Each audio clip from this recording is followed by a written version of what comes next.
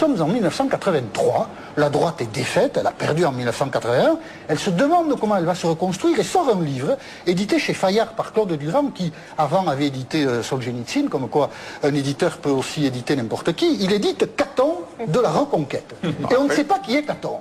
Et alors en quatrième de couverture, Fayard marque que c'est un grand dirigeant de la droite, qui règle ses comptes avec la droite, qui explique les raisons de la défaite. Et c'est un règlement de compte terrible. Chirac, Giscard, ils en prennent plein leur grade, par ceux dirigeants de la droite.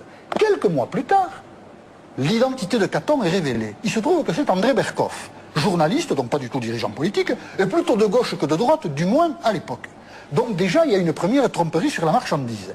Et comme André Berkoff, quand le livre était sorti, ne pouvait pas assurer lui-même la promotion du livre, parce qu'il savait que ses copains journalistes l'auraient reconnu, il a demandé à un jeune homme de faire pour lui la promotion du livre. Et un jour, France Inter a interrogé ce jeune homme, pensant qu'il s'agissait de l'auteur Caton, et écoutez bien le jeune homme, ça va vous dire quelque chose. La vérité, c'est tout simplement que le pouvoir socialiste ne tombera pas comme un fruit mûr, et ce qui laisse entendre que nous pouvons, c'est-à-dire nous la droite, revenir au pouvoir dans les mois qui viennent, ou même dans les 2 années qui viennent, se trompe et trompe les Français. C'est pas parce que Pierre Mauroy est à Cayenne ce matin que nous sommes débarrassés de la gauche.